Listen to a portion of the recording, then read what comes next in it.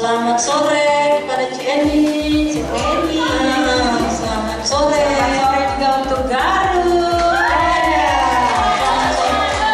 Betul sekali, hari kasih sayang. Ibu-ibu, sebelum kita kesambutan, saya punya pantun buat ibu. Apa pantunnya? Saya dulu ya. Boleh, silakan. Jalan-jalan di kala petang. Di persimpangan gelap gulita. Hari ini hari Valentine, hari kasih sayang. Mari kita menebar cinta. Sabar cinta untuk kita semuanya. Satu lagi. Ini pantun yang sangat viral. Apa ya? Oh, lagi ubur. Lagi ngomong. Ubur-ubur. Happy Valentine ya, Le. Oke. Ya, silakan nyanyiannya, Ibu. Oke. Kakak. Kalau Kak Ica bilang, siapa kita? Jawab langsung. Kaum perempuan. GKP OSIS Riana. Oke. Siapa kita? Sekali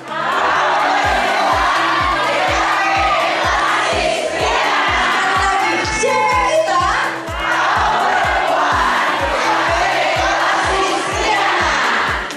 Kalau Kak Ica bilang, kaum perempuan GKP Klasis Prianan, jawabnya energi. Ceria, penuh cinta. Oke. Siapa kita?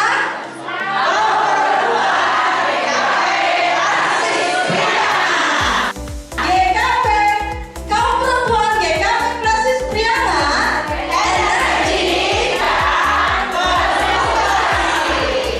Oke, tepuk tangan buat kita semuanya.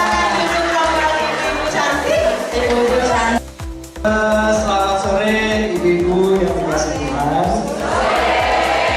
Kita bersyukur sore hari ini kita dapat berkumpul bersama di Hotel YSGL untuk melaksanakan satu rangkaian kegiatan yang memang saya senang Bapak Ibu karena sepertinya kita dari 15 jemaat ini hadir semua ya, hadir semua, termasuk Kalaksanan. Mana Kalaksanan?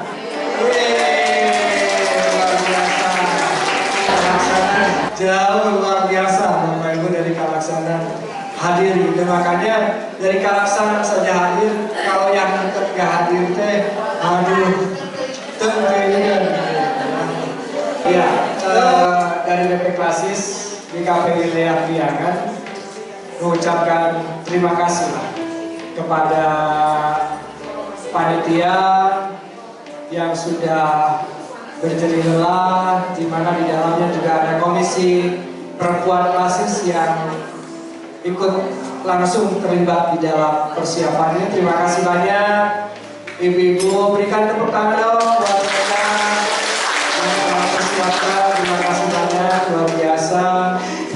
Dan terima kasih untuk pelayanannya, dan terima kasih juga untuk multimedia. Terima kasih untuk Erika ya, yang terlibat di dalam pelayanan, dan Pak Yana Ngacung, terima kasih mau Pak Yana. Dan terima kasih juga untuk narasumber kita Ibu Owe. Terima kasih, jangan bosan-bosan ya.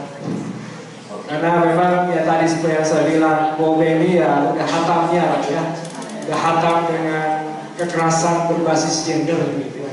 Jadi jangan diragukan lagi kapasitasnya. Jadi kita bangga sekali Klasis Priangan. Boleh tepuk tangan dong buat beliau. Aset kita di Klasis Wilayah Priangan. Dan yang terakhir, Bapak Ibu, kami atas nama BP Klasis GKP Wilayah Priangan mohon maaf jikalau mungkin dalam persiapan ya khususnya KPP dan panitia ada yang kurang. Mohon maaf, Jenny sama Bu Luis yang mendampingi KPP gitu ya. Terima kasih juga. Dan mohon maaf kalau mungkin selama ini ada komunikasi yang miss gitu ya.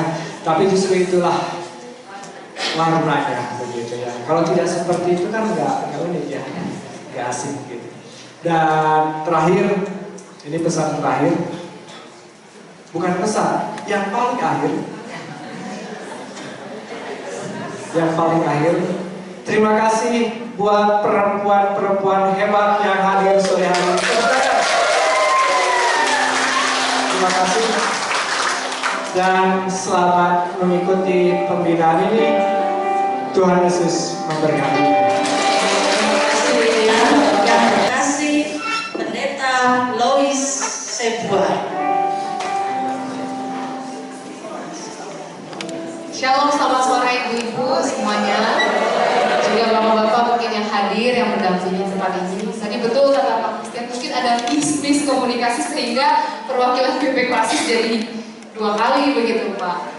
Tapi mungkin yang saya sebagai koordinator mengucapkan terima kasih yang terutama kepada Tuhan kita Yesus Kristus yang tentunya telah memampukan kita untuk melaksanakan acara pembinaan pada hari ini sampai hari esok gitu ya. Dan juga terima kasih untuk seluruh komisi kaum perempuan Klasis Priangan yang diketuai oleh Ibu Julia, Ibu Dinar ya, lalu juga bersama dengan rekan-rekan dari pengurus komisi. Tentunya dalam acara ini betul sekali begitu ya, ada hal-hal yang mungkin tidak mudah begitu ya untuk dipersiapkan.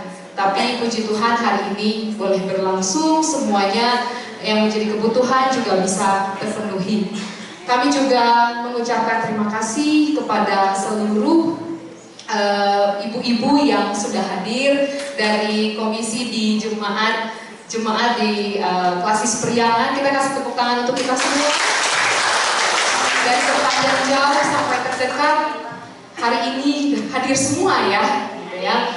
Terima kasih walaupun mungkin cuaca di luar mendung, semoga kita nggak jadi ngantuk ya dalam mengikuti acara hari ini sampai hari esok.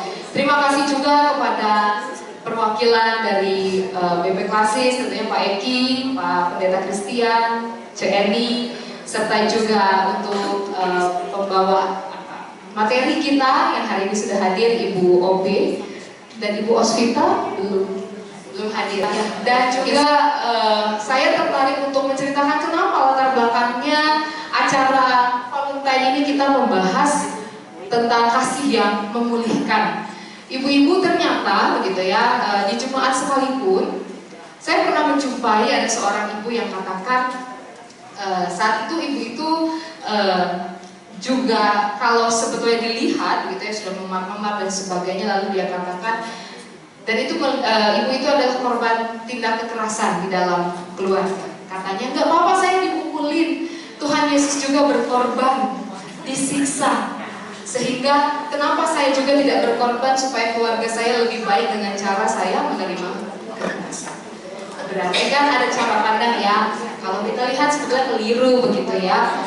Dan bukan hanya itu saja, ada juga hal lain yang saya jumpai ketika ada satu keluarga begitu ya, sudah bercerai begitu, dan ibu itu bilang dalam keluarga itu kan kita juga harus memikirkan kebahagiaan diri kita. Maka kebahagiaan saya adalah berpisah, bercerai dengan pasangan saya. Anak punya kebahagiaannya sendiri, suami bahkan saya. Ada juga yang punya pandangan demikian. Tapi mungkin hari ini, begitu ya, melalui Ibu Robertina, bahkan juga Ibu Osvita, melalui tema-tema ini kita akan melihat sebetulnya kasih sayang seperti apa yang benar, yang harus kita lakukan dan kita terima. Bahkan berdasarkan juga mungkin pandangan Alkitab yang akan menolong kita supaya menerima dan melakukan kasih sayang yang benar. Hari ya, semoga hari Valentine ini kita gak hanya ingat coklat ya ibu-ibu, yang akan menyegarkan lidah kita. Karena kesegaran lidahnya sampai pulang gak akan terasa, gitu ya. Tapi kesegaran materi yang diberikan akan menyegarkan kita untuk bisa lebih luas lagi mengenal yang namanya kasih sayang. Yang namanya cinta itu seperti sangat pas gitu ya. Semoga semuanya juga memenuhi apa yang kita rindukan dari tempat ini. Saya juga tadi lupa mengucapkan terima kasih untuk Bapak pemain organis, juga untuk perangkat pelayanan hari ini, Ibu Liturgos, yang Pak Pendeta, dan semuanya mungkin yang ada di belakang layar. Kiranya dalam pelayanan ini jadi berkat untuk kita semua, bahkan kita peserta yang hadir pulang dengan sukacita, dan kita membawa hal-hal yang baik yang bisa berdampak bagi banyak orang. Ya, demikianlah mungkin sambutan dari saya, Ibu. Semangat dan selamat menikmati materi yang akan diberikan untuk kita semua. Kalau sambutan dari Ketua Panitia, tapi sebelumnya kita akan melihat video tentang Abigail, perempuan inspirasi kita.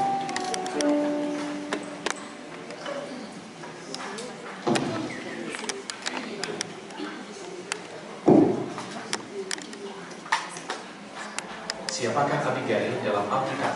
Dan mengapa Abigail dianggap sebagai wanita yang bijaksana? Saksikanlah video ini sampai selesai dan temukan jawabannya. Abigail adalah istri seorang pria yang kaya yang bernama Nabal. Nabal tinggal di sebuah kota yang bernama Kota Maon di wilayah Paran, dekat dengan semenanjung Sinai. Di dalam Alkitab, Abigail digambarkan sebagai wanita yang bijaksana dan cantik. Karena kebijaksanaannya, Abigail menyelamatkan suaminya yang bodoh, serta memohon pengampunan atas kesalahan suaminya kepada Raja Daud. Salah satu kebodohan dan kesalahan Nabal terhadap Daud adalah dia menolak permintaan makanan dan tempat tinggal untuk Daud. Meskipun Daud dan para pengikutnya telah membantu menjaga ternak Nabal selama waktu yang lama. Jadi permintaan Daud bukanlah permintaan yang tidak masuk akal. Dalam kitab 1 Samuel 25 ayat 10 dan 11 berkata demikian. Nabal berkata kepada mereka, "Siapakah Daud itu? Siapakah anak Isai itu? Banyak hamba yang meninggalkan majikannya. Aku punya roti dan air, serta daging dari hewan yang kupotong untuk para anak buahku yang menggunting bulu domba. Tetapi aku tidak mau memberikan itu untuk orang yang tidak kukenal dari mana asalnya." Kemudian, dalam kitab 1 Samuel 25 ayat 22, Daud merespons penolakan ini dengan marah. Dia bersumpah akan membunuh setiap laki-laki yang terkait dengan keluarga Nabal. Pada saat itu, Daud bersama 400 orang bersenjata sedang dalam perjalanan dan menyandang pedangnya. Di dalam ayat 17, hamba Nabal berkata kepada Abigail, "Oleh sebab itu, pikirkanlah dan pertimbangkanlah apa yang harus kau perbuat." Abigail segera datang menemuinya di jalan, dan dia memberikan hadiah kepada Daud berupa anggur, biji-bijian, daging olahan, dan kue arah. Kemudian dia tersungkur di hadapan Daud, memohon agar Daud menunjukkan belas kasihan kepada suaminya Nabal. Hal itu dikisahkan dalam 1 Samuel 25 ayat 13. Dalam permohonannya, Abigail menunjukkan bahwa dia mengerti karakter buruk seorang Nabal. Karakternya sama seperti namanya, yang berarti bodoh atau kebodohan menyertainya.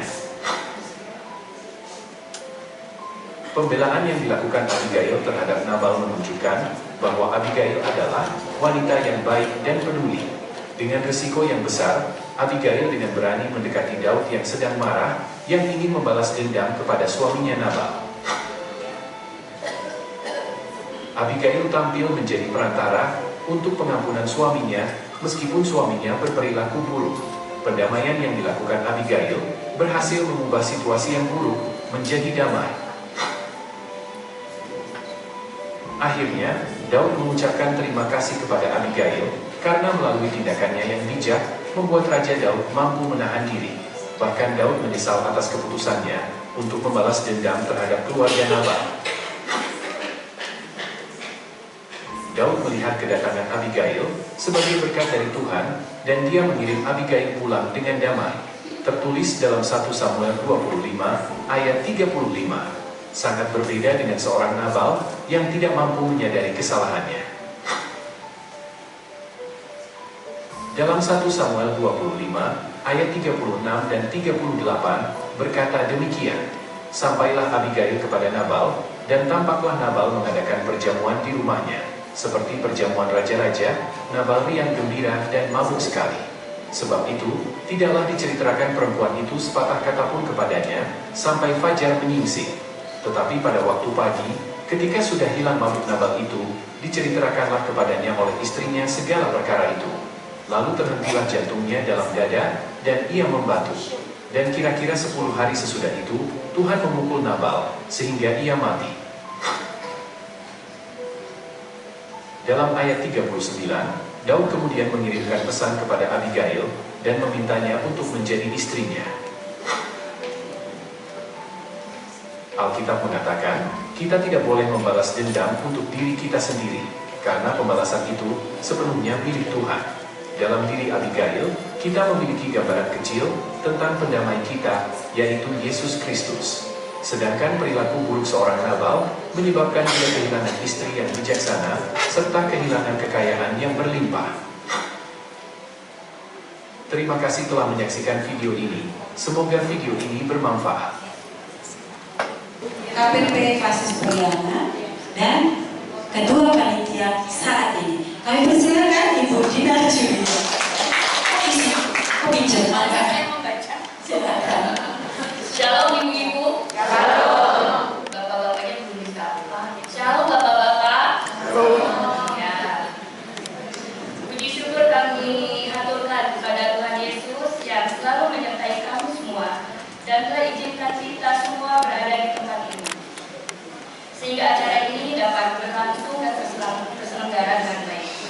Ucapan terima kasih kami sampaikan kepada Bapak Pendeta Christian Siswanto sebagai Ketua BP Klasis. Terima kasih atas dukungannya Pak. Juga kepada Ibu Pendeta Luis sebagai koordinator. Terima kasih Bu. Juga kepada BP Klasis yang hadir pada saat ini. Terima kasih atas dukungannya. Juga kepada rekan-rekan panitia yang sudah bekerja keras untuk dapat terselenggaranya acara ini. Terima kasih juga kepada para donatur yang sudah memberikan dukungannya kepada kami. Kepada ibu-ibu yang hadir, terima kasih juga sebagai utusan jemaat dari KPP Klasis Priana. Juga kepada kedua pembicara kita, Ibu Pendeta Obertina, terima kasih Ibu atas kesediaannya. Kepada Ibu Oswita, lebih hadir ya. Juga kepada para pendukung acara ini, tim Erika, pemusik, kepada sound system, kepada pihak Hotel YSL, kami mengucapkan terima kasih atas dukungannya kepada acara kami. Dengan terselenggaranya acara pembinaan ini, semoga dapat bermanfaat dan menjadi berkat bagi kita semua. Saya tutup sambutan ini dengan pantun, boleh Ibu-Ibu? Kayak tadi ya. Ya. Belum. Ke GKP dengan yang terkasih. Pulangnya makan coklat Valentine. KPP Klasis punya kasih. Yang pastinya selalu memulihkan. Terima kasih Tuhan Yesus memberkati.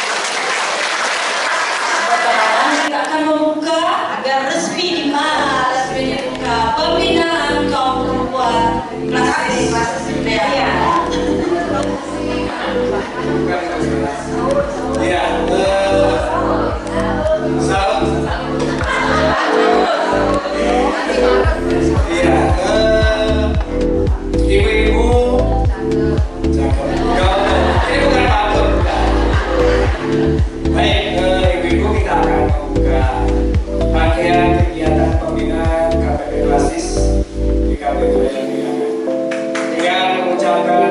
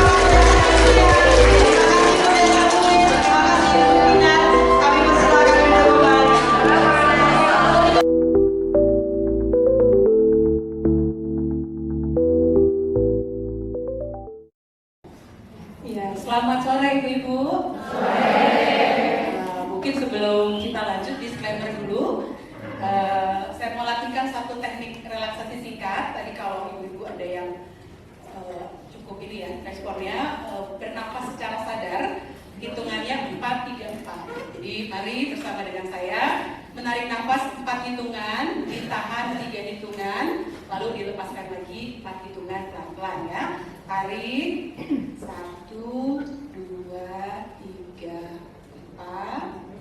Tahan 1, 2, 3. Lepaskan 1, 2, 3, 4. Sekali lagi. Tarik 4 hitungan dari hidung.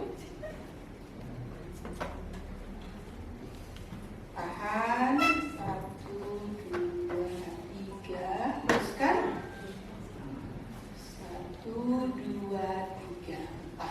Kenapa saya bagikan ini di awal? Karena mungkin dalam percakapan nanti ada banyak narasi korban yang saya ceritakan, dan mungkin ada di antara kita yang menjadi penyaksi, artinya melihat orang lain mengalami, atau bahkan mungkin kita sendiri pernah mengalami ya waktu saya cerita apa itu kekerasan berbasis gender. Di sini juga ada 2 orang konselor maksud dan Dureban. Boleh angkat tangan Ibu Ode Sariningsi. Ada di sebelah mana Ibu Ode? Oh ya, di belakang sana. Kemudian ada Lydia. Lydia boleh berdiri. Nah, ada 2 teman saya yang akan membantu. Jika dalam percakapan nanti ada ibu-ibu yang ke-trigger, merasa tidak nyaman, tiba-tiba langsung sesak nafas, keringat dingin, dan lain sebagainya, dan ingin keluar dari ruangan, silahkan keluar dari pintu belakang. Sebelah sana ya, nanti Lydia atau Ibu Ode akan menemani. Sudah ada 1 ruangan yang disiapkan, ibu-ibu bisa istirahat sebentar.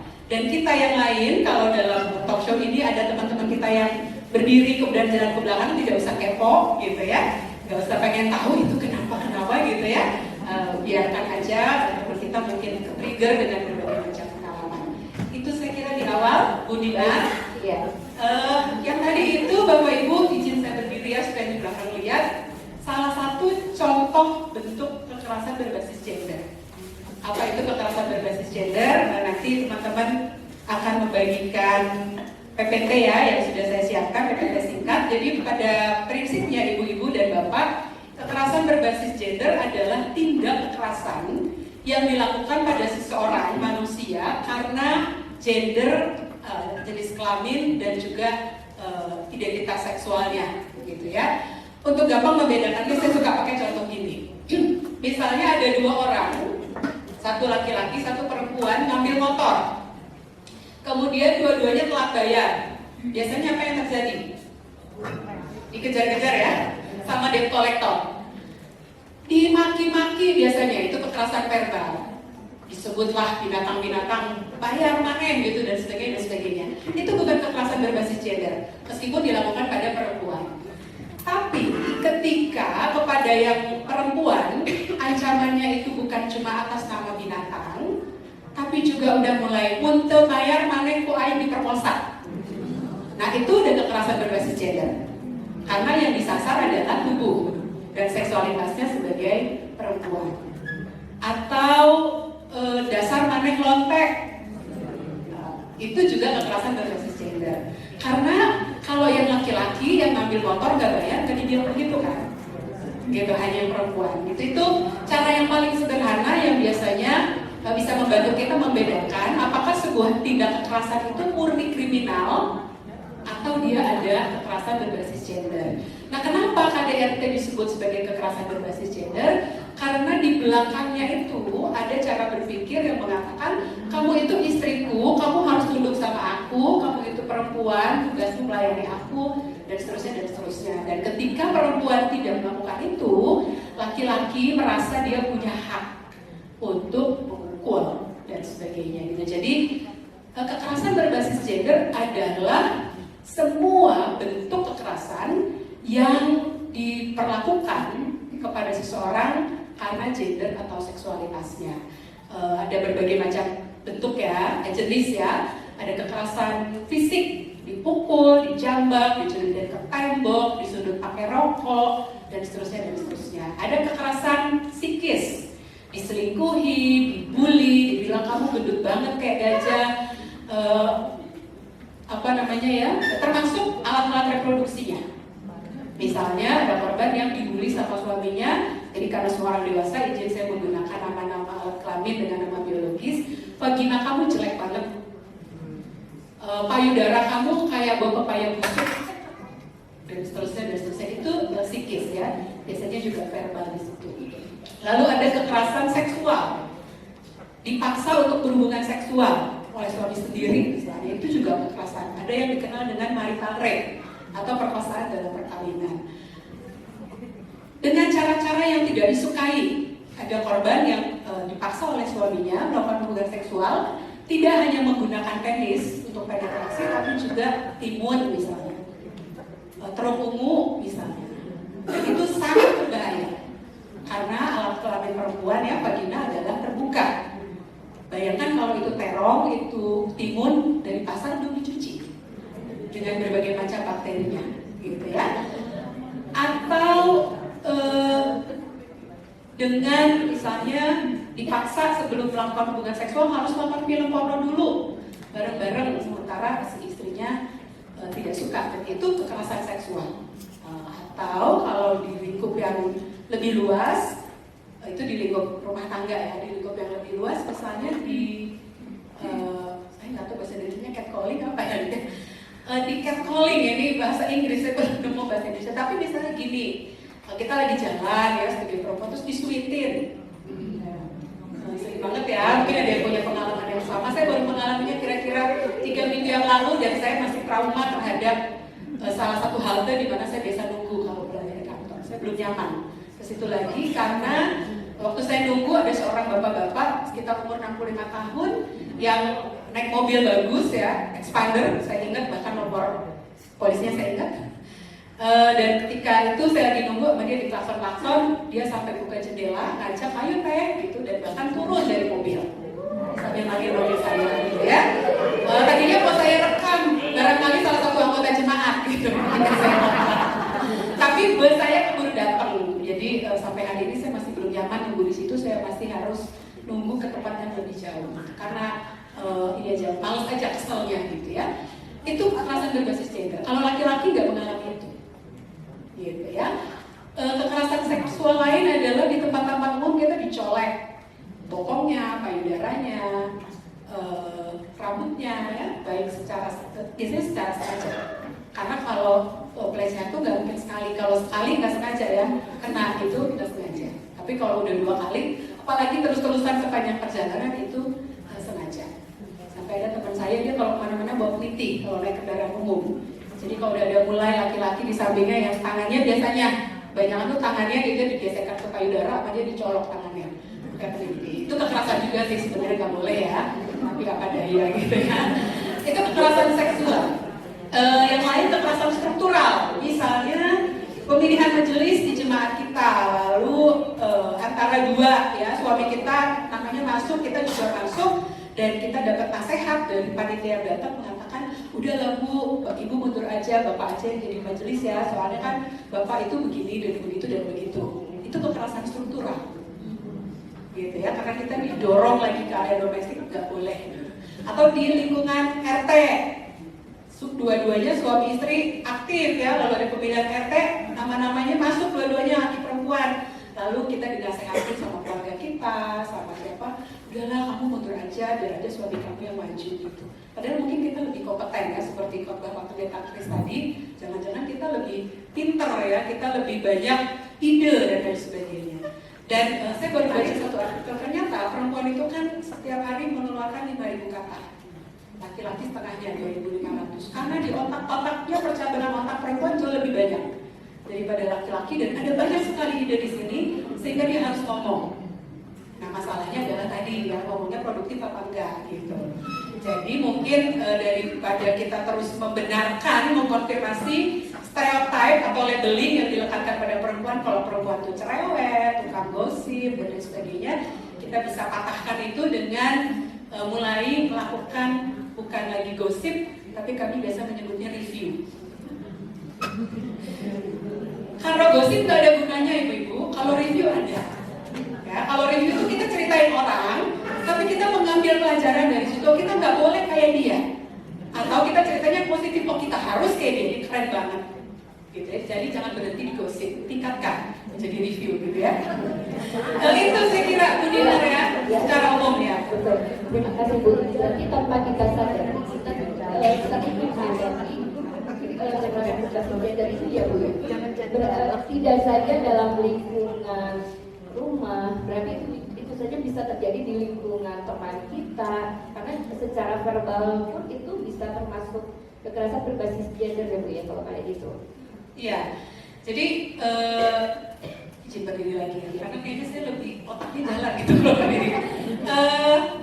Tidak ada tempat yang aman, bahkan rumah itu tempat yang paling tidak aman. Dan dia yang membantu kami mendata setiap kasus, kayaknya dari tahun 2023 90-an kasus, tahun 2024 hampir 40 kasus ya, itu paling banyak terjadinya di rumah. Dan pelaku paling banyak adalah orang dekat, suami, pacar, ayah, apa dan sebagainya gitu ya.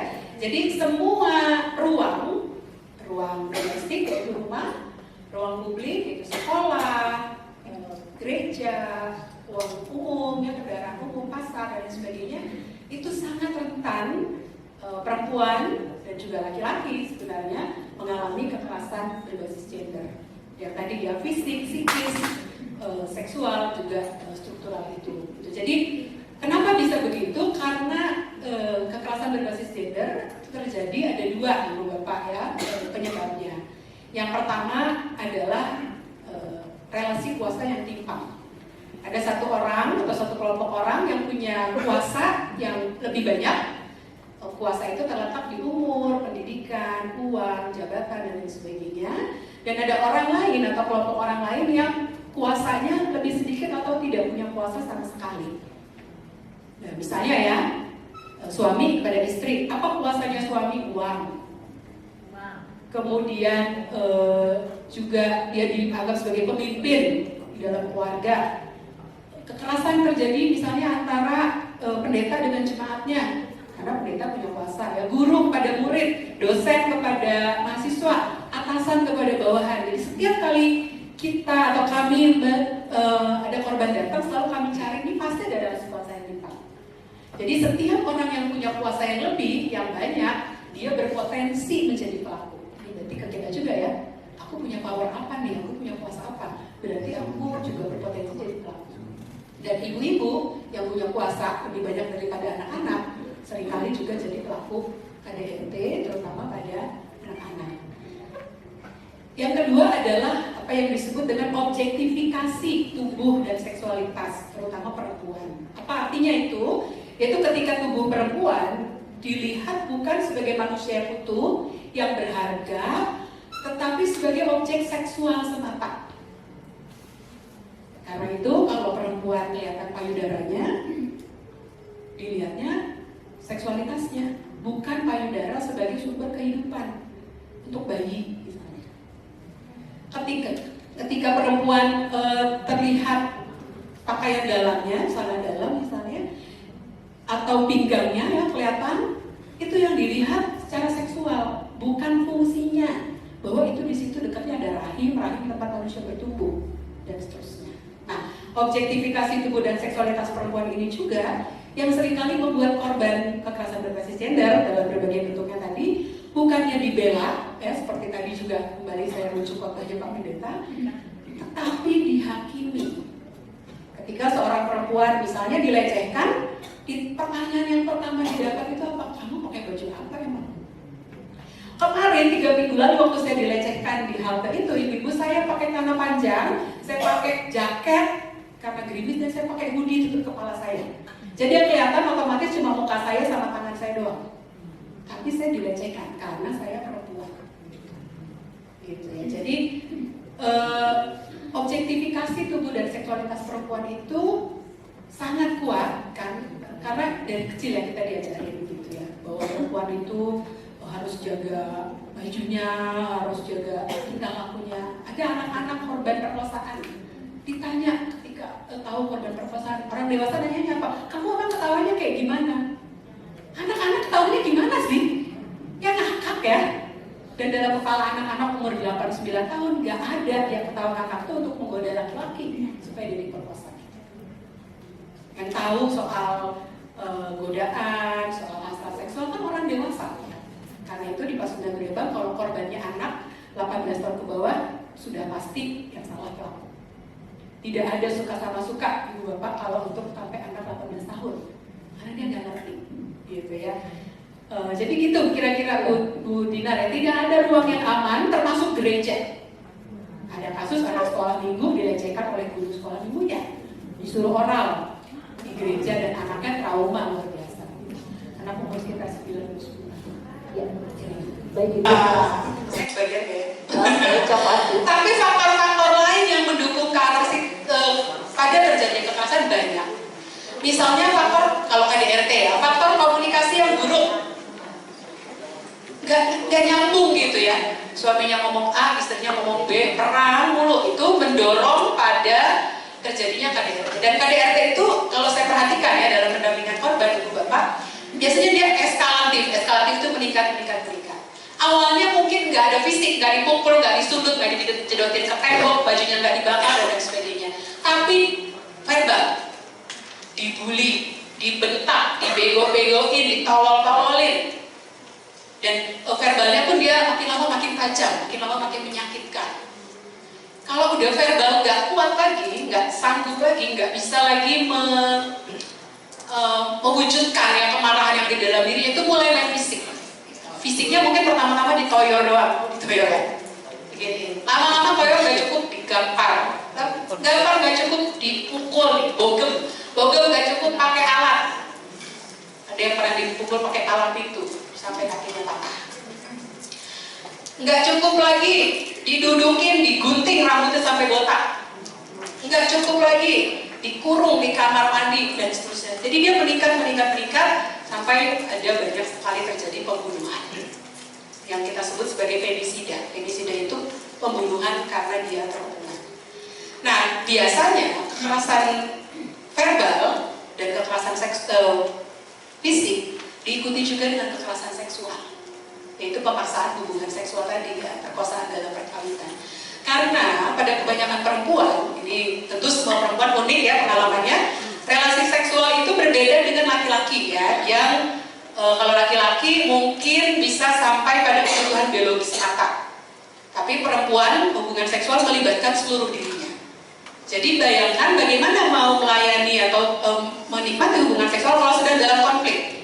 Tapi laki-laki karena memang ada kebutuhan dan lain sebagainya dipaksa gitu istilahnya, belum berdamai, belum baikan, paksa melakukan hubungan seksual itu udah kekerasan. Jadi selalu saya temukan kalau sudah ada kekerasan verbal, sudah ada kekerasan psikis, pasti kekerasan seksual mengikuti. Karena kita bukan robot ya, bukan robot yang tekan tombolnya baik, tekan tombolnya marah. Dan banyak kasus itu dialami oleh perempuan. Nah, jadi faktor-faktornya itu komunikasi yang buruk, minuman keras ya, mabuk dan lain sebagainya itu faktor. Tidak mampu menyelesaikan konflik, baik konflik di tempat kerja maupun konflik di dalam keluarga, itu juga faktor pendukung. Yang lain lagi misalnya faktor-faktor pendukungnya itu perselingkuhan, gitu ya, karakter yang buruk yang tidak bisa diperbaiki dan sebagainya. Tapi itu bukan penyebab, itu faktor-faktor pendukung yang membuat tindak kekerasan itu bisa terjadi. Nah, bisa nggak perempuan jadi pelaku kekerasan berbasis gender? Bisa. Nah, ada satu korban anak umur 8 tahun yang berusaha menyakiti diri, bahkan sudah ke arah bunuh diri karena terus-menerus dibully oleh walinya, oleh budenya. Orang tuanya sudah meninggal, dia tinggal dengan budenya, dan budenya ini melakukan bullying, melakukan body shaming. Kamu tuh jelek banget sih, hitam kayak monyet. Hidung kamu itu nongkrong kayak apa, kayak kodok. Kamu tuh gak layak hidup, dan seterusnya. Dan itu terjadi karena di dalam kepala ibu ini, terutama juga di bagian kepala kita, ada satu ide, satu gagasan tentang perempuan cantik. Apa itu perempuan cantik? Yang tinggi, yang langsing, yang putih, yang rambutnya lurus. Jadi saya jelas gak cantik. Karena saya bertolak belakang dengan semuanya ya. Iya, jadi itu ya, ada ide perempuan tuh harus seperti itu. Gitu. Jadi kalau nggak gitu ya jelek, kalau nggak gitu nggak layak hidup. Kamu nggak akan dapat jodoh nanti. Saya mengalami itu juga waktu saya kecil. Mana ada mau kawin sama dia? Hitam jelek, kalau kata orang Ambon badaki gitu. Sekolah Ambon di sini ya. Gitu. Jadi ibu ya orang Ambon itu saya dibully juga waktu kecil ya. Karena tadi ada ide, ada gagasan bahwa perempuan tuh harus cantik, dan cantiknya itu menurut standar pabrik sampo, pabrik sabun, pabrik pelurus rambut dan sebagainya, gitu ya. Itu harus kita bongkar standar kecantikan itu. Mudah-mudahan menjawab pertanyaanmu. Terima kasih. Berarti tadi saya dapat menyimpulkan bentuk-bentuk kekerasan berbasis gender itu ada kekerasan fisik, kekerasan psikis, kekerasan sosial, ekonomi, dan ada kekerasan seksual. Dari pengalaman Ibu sebagai konselor Ibu ya, mana sih yang paling banyak Ibu temui dalam perjalanan menjadi konselor ini di Jodombang ini? Mana kekerasan fisika, psikis, atau seksual yang sering Ibu hadapi untuk kasus-kasus ini? Iya, banyak apa dialeknya. Kalau saya sendiri beragam ya, Ibu Bapak, saya jadi konselor sejak 2012, sejak Posyandu Rembang berdiri, itu beragam sekali.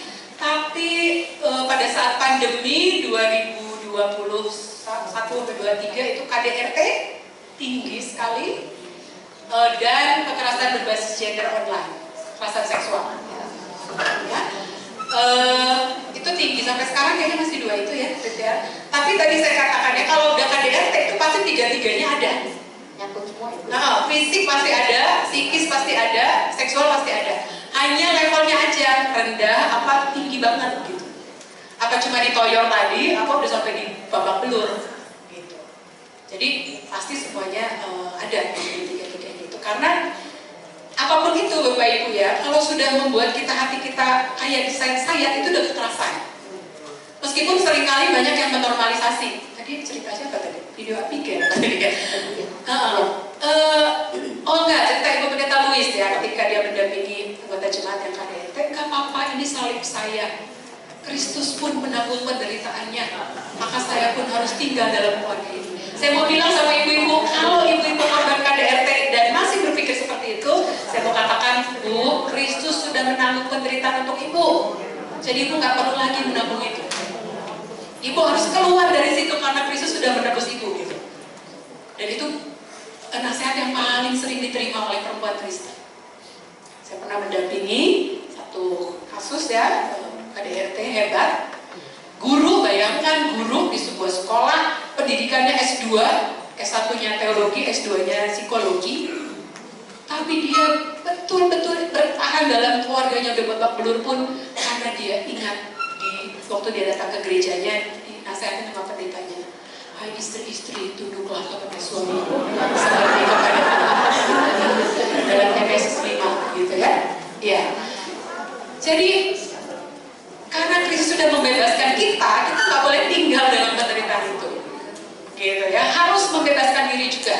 Nah, itulah ini endorse Posyandu Rembang. Karena di Posyandu Rembang bukan hanya korban perempuan yang didampingi, tapi juga laki-laki. Pendamping pelakunya pun didampingi. Jadi kami ada 10 orang, 10 perempuan, 5 laki-laki, 3 diantaranya dari sini, dari Bu Ode, dari dia saya. Yang laki-laki 3 orang sudah bisa mendampingi pelaku kekerasan. Jadi kalau ibu-ibu nih ketika dengar ini, oh kalau gitu aku juga korban dong ya, gimana caranya aku membebaskan diri? Datanglah kepada Tuhan, bukan? Nah, kepada Tuhan pasti saya percaya ibu udah berdoa, sampai lututnya mungkin udah berdarah-berdarah ya. Tapi juga datanglah ke Posyandu Rembang. Nanti kami akan temani, dampingi dan dorong. Kalau suami ibu mau datang juga, akan didampingi juga. Dan yang mendampingi pun sama-sama pendeta juga gitu ya, tapi sudah mendapatkan keterampilan konseling. Jadi begitu kira-kira ibu bentuknya tadi betul. Dan kita nggak mau lagi mengatakan, kalau ada yang cerita ke ibu-ibu ya, aku kayaknya setelah dengar acara di klasis kemarin, aku korban nih, gimana dong? Pertama jangan disalahin. Kamu aja guru nggak bisa melayani di ranjang, so kamu lah belajar teknik-teknik baru gitu. Please jangan ibu ya. Jangan dihakimi, udah cukup dia menghakimi dirinya sendiri. Selama ini dia merasa, aku yang salah, aku yang kurang, aku yang nggak benar melayani. Padahal dia udah kaki kepala di kaki gitu. Berikan yang terbaik gitu ya. Iya ibu silakan. Ya. Bu, terus kita tadi sudah banyak membahas tentang kekerasan seksual ya. Mungkin ibu-ibu di sini belum mengetahui kekerasan apa sih, bentuk kekerasan seksual itu apa aja? Apakah pemerkosaan, kawin paksa, mungkin itu sudah termasuk bentuk kekerasan ya Bu ya. Nah, mungkin apakah ada ketentuannya? Oh ya, kekerasan seksual tuh ini. Apakah ada undang-undangnya atau apa Bu, yang dimasukkan dalam kriteria kekerasan seksual? Ya, terima kasih Bu Dinar, pertanyaan ini penting dan ini juga endorse lagi. Ibu kalau membutuhkan percakapan lebih lanjut, Pak Sultan Rembang punya banyak program. Nanti boleh hubungi ya, yang punya sekolah di gerejanya sudah mendapatkan manfaat pada bulan November lalu beberapa Ciwidey dan Cimahi tahun ini ya, untuk klasis priangan ya, untuk klasis priangan Ciwidey Cimahi. Nah, tadi pertanyaan Ibu kekerasan seksual. Nanti saya bisa bagi lewat Bu Dinar Undang-Undang Tindak Pidana Kekerasan Seksual nomor 24 tahun 2023 dan Undang-Undang Penghapusan dan Pencegahan Kekerasan dalam Rumah Tangga KDRT nomor 20 berapa gitu tahun 2000. Dan Ibu boleh baca-baca. Jadi kalau kekerasan seksual itu semua yang menyasar tubuh dan seksualitas kita. Di Undang-Undang PPKS ada 9, diantaranya pemerkosaan. Pemerkosaan ini tidak harus penetrasi penis ke vagina ya, tapi semua barang yang dipakai untuk penetrasi itu pemerkosaan. Termasuk pernah ada kasus gagal pacul yang dipakai dan itu sampai tembus ya, kasusnya sampai rusak. Cukup viral waktu itu di media. Pakai tangan, pakai apapun itu pemerkosaan namanya. Kalau di KUHP yang lama kan hanya penetrasi penis ke vagina ya. Jadi kalau cuma digesek-gesek itu gak pemerkosaan. Kalau pakai tangan itu gak pemerkosaan, padahal dampaknya sama gitu. Pemaksaan perkawinan itu kekerasan seksual. Misalnya anak kita diperkosa oleh pacarnya, kemudian hamil, masih belum siap nikah, terus kita paksa demi menyelamatkan nama keluarga supaya gaib. Itu menurut undang-undang kita melakukan kekerasan seksual. Pemaksaan aborsi. Anak kita hamil, belum menikah oleh pacarnya, kita nggak tahu apakah suka sama suka atau pemerkosaan dalam pacaran, kita nggak mau, kita bilang aborsi aja, itu kekerasan seksual. Pemaksaan kontrasepsi, ini biasanya paling banyak terjadi pada teman-teman dengan disabilitas, terutama disabilitas mental, disabilitas intelektual, itu supaya dia tidak hamil, yang perempuan maka steril, atau disuruh minum pil, padahal dibilangnya ini obat, ini vitamin, disuruh minum pil atau dibawa ke bidan setiap bulan dan disuntik, itu pemaksaan kontrasepsi. Kemudian pemaksaan aborsi tadi sudah ya, dan seterusnya gitu Ibu bisa lihat, termasuk pelecehan seksual yang tadi disiut-siutin di jalan, dicolek dan sebagainya. Oke. Nah Bu, dari tadi kita kan membicarakan masalah kekerasan seksualnya ya. Kita sekarang akan membicarakan dampaknya dari korban yang mengalami kekerasan berbasis gender ini. Apa sih yang dihadapi oleh biasanya seorang korban itu ada dampaknya? Apakah stres kah? Apakah dia menarik diri dari lingkungannya, atau apakah di dalam jangka pendeknya dia ngomong soal jangka panjang berpengaruh ke masa depan dia otomatis ya Bu ya? Silakan. Ya, dampaknya ini Ibu-ibu, Bapak, di semua diri kita sebagai seorang manusia. Secara fisik tadi beberapa udah saya sebut, luka, memar, bahkan cacat, baik menetap maupun tidak menetap. Tadi ada contoh KDRT dipukul pakai palang pintu, akhirnya kakinya patah dan nggak bisa lagi jalan sempurna, nggak jalan normal. Tadinya nggak disabilitas, terus jadi disabilitas. Ada yang ditonjok sama suaminya sampai kehilangan pendengaran. Tadinya nggak disabilitas, jadi disabilitas ya, fisik. Dan macam-macam, luka di berbagai tempat dan seterusnya. Ada pelaku-pelaku yang udah canggih, itu dia mukulnya nggak di tempat yang kelihatan lagi. Mukanya halus ya, badannya memar. Mukanya nggak ada bekas rokok yang kelihatan, yang nggak di depan baju nggak ada sudut rokok, tapi di dalam udah babak belur gitu. Itu fisik. Semua yang kena pada tubuhnya itu fisik. Dampaknya juga psikis, depresi, trauma berat, bahkan ingin bunuh diri, percobaan bunuh diri dan lain sebagainya. Secara sosial biasanya dia menarik diri. Mungkin kita sekarang ibu-ibu ya, kalau ada teman kita yang lama ikut kebaktian perempuan, coba dikunjungi, ditanya pelan-pelan ya. Mungkin kalau mau belajar cara nanyanya boleh di training nanti dibantu Pak Sultan Rembang. Barangkali kan korban KDRT. Barangkali dia nggak mau ke gereja karena matanya lebam. Hari itu dia baru dipukulin, hari itu dia baru diperkosa sama suaminya. Barangkali dia nggak mau rumahnya ketempatan, berkali-kali kita minta karena dia takut suaminya melakukan kekerasan saat kita lagi ibadah. Jadi dengan cerita-cerita ini saya berharap perspektif kita berubah gitu. Kalau ada teman kita yang menunjukkan perubahan yang signifikan, kita nggak lagi ngegibahin, nggak lagi menghakimi, tapi mencari tahu apa yang bisa kita bantu gitu ya. Secara sosial itu, secara spiritual juga mengalami gangguan. Ada banyak korban KDRT yang mulai ragu pada kehadiran Tuhan. Ada satu ibu korban KDRT berbelas-belas tahun, waktu suaminya meninggal dan ditanya oleh pendeta, "Bu, kapan ibu mau ibadah penghiburan?" Dia bilang, "Boleh nggak saya mintanya ibadah syukur?" Pendetanya kaget, maksudnya gimana? Kan Bapak baru dimakamkan hari ini. Iya, saya nggak mau ibadah penghiburan, saya tidak mau dihibur karena saya bersyukur. Orang yang selama ini memukuli saya, yang selama ini menyiksa saya, sudah tidak ada lagi.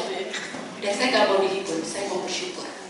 Nah, pendetanya bingung karena kenal saya di satu organisasi. Dia telepon saya bilang, "Kak, kalau gini gimana ya?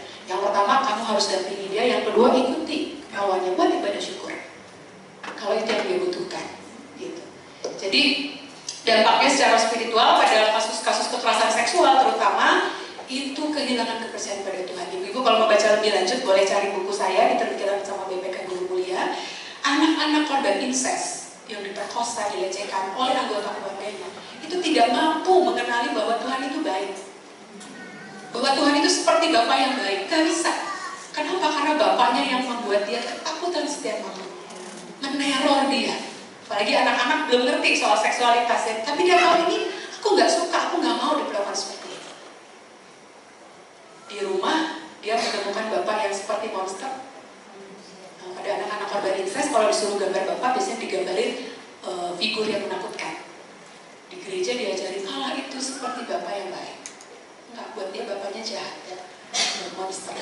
Gitu. Jadi dan ada banyak kasus pada kekerasan seksual terhadap anak-anak korban incest. Ketika malam hari dia berdoa pada Tuhan, diajarin di sekolah minggu, Tuhan baik, Tuhan akan mendengar doamu. Malam itu sebelum tidur dia berdoa, "Tuhan tolong malam ini Papa jangan masuk ke kamar aku nggak suka." Papanya masuk, papanya melakukan kekerasan seksual. Gimana bisa dia percaya Tuhan menjawab doa dia? Jadi ada banyak kasus itu anak-anak yang korban kekerasan seksual tidak lagi percaya pada Tuhan. Karena dia minta tolong tapi Tuhan gak dengar. Itu dampaknya ya. Jadi semuanya, seluruh elemen hidup kita sebagai manusia diserang dan terdampak dengan kekerasan berbasis gender, terutama kekerasan seksual. Gitu Bu Dina. Ya, Bu, sebaiknya apa sih yang harus kita lakukan jika kita sendiri yang mengalami kekerasan berbasis gender ini, Bu?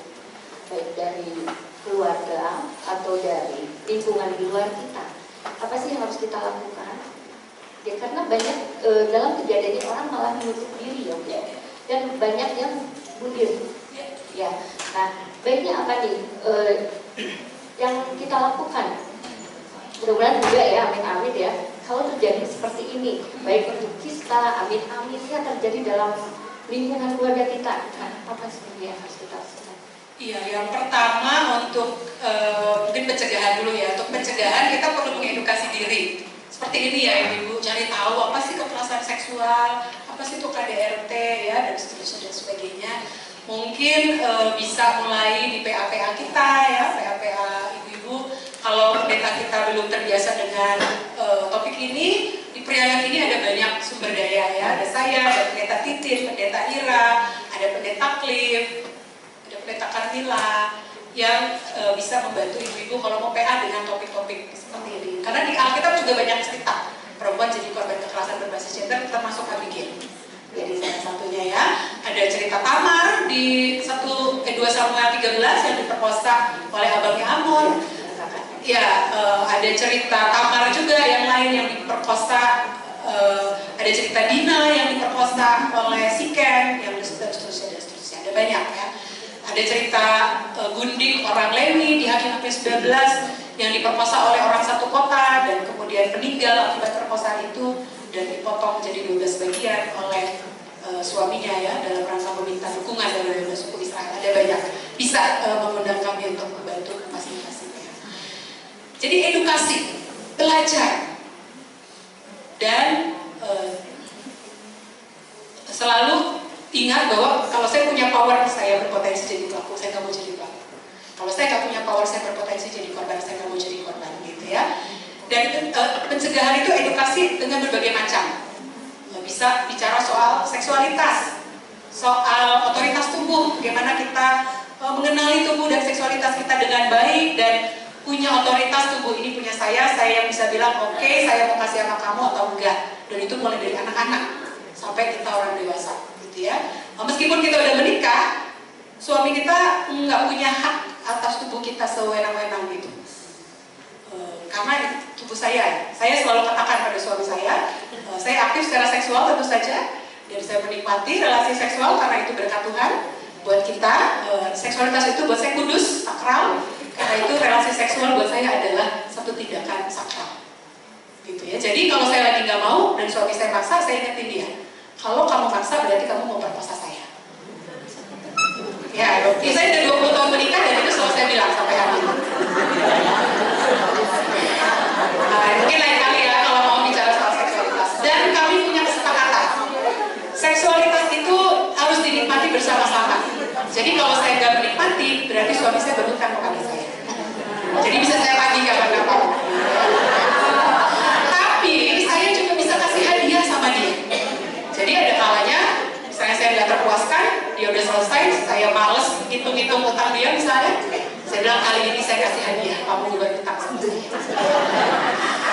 Jadi itu karena saya sudah teredukasi, suami saya sudah teredukasi ya soal tubuh dan soal seksualitas. Itu di pencegahan. Banyak-banyak baca buku, banyak-banyak ibu-ibu kalau punya TikTok jangan nontonin yang joget-joget doang. Cari edukasi. Nanti saya bisa share juga lewat Ibu Dina. Saya dibuatkan video wawancara dan saya bersyukur sekali ya sama teman-teman YIVOS. 2 orang yang perempuan di Indonesia ini yang dibuatkan videonya soal seksualitas dan juga kekerasan berbasis gender. Yang satu Ibu Profesor Musda Mulia dari perspektif Islam, yang kedua saya dari perspektif Kristen. Nanti saya boleh bagi juga kalau ibu-ibu mau, ada banyak yang seperti itu. Edukasi, jangan berhenti. Jadi jangan nontonin terus. Sekarang sinetron apa yang lagi tayang, yang lagi viral? Kebetulan saya tidak pernah nonton. Saya juga stop ya, cari, ada banyak video-video. Kalau mau perlu bisa minta ya. Ini ada grupnya nih, bisa disupply lewat Ibu Dinar, video-video edukasi untuk mencegah itu, dan ada banyak hal yang bisa kita buat. Tapi kalau kita jadi korban, stop berpikir bahwa itu semata-mata karena salah Anda. Mungkin kita ada perannya, mungkin, belum tentu juga. Tapi stop berpikir bahwa ini pasti karena masakanku nggak enak. Ini pasti karena aku melayani suamiku kurang bagus di tempat. Ini pasti karena aku kurang melawat anak-anak. Ini pasti karena aku kurang melayani suamiku dan seterusnya. Apalagi kalau pekerjaan domestik masih semua kita ngerjain, nggak dibagi 2 sama suami. Stop. Jangan pernah merasa bahwa tindakan kekerasan yang dilakukan orang lain itu kita penyebabnya. Enggak.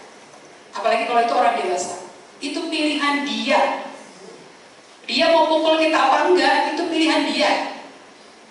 Mungkin ibu-ibu bertanya, tapi ibu dia kan marah gara-gara dia pulang makanannya dingin. Ya oke, marah boleh. Ini mulai lagi, mungkin ibu-ibu mau pelajari kapan-kapan boleh. Kami sedia menemani, ada namanya anger management ya. Bagaimana mengelola marah? Marah sama nggak dengan mukul ibu-ibu? Tidak sama. Marah itu perasaan, dan ini ada latihannya. Kami sudah berlatih ya. Saya kalau marah saya ngomong sama suami saya marah sama kamu karena tadi saya minta kamu jemur baju, sampai saya pulang baju belum kamu jemur. Saya nggak bilang gara-gara kamu 2 tahun yang lalu juga begitu, itu enggak. Marah ya marah sampai yang terjadi saat itu, gak usah diingat tabungan kesalahan yang lalu. Itu ada ilmunya juga, ada trainingnya. Tapi mukul itu bukan bagian dari marah. Mukul adalah keputusan seseorang. Sama ibu-ibu juga kesel banget sama anaknya. Biasanya ngapain? Cubit, ibu melakukan kekerasan.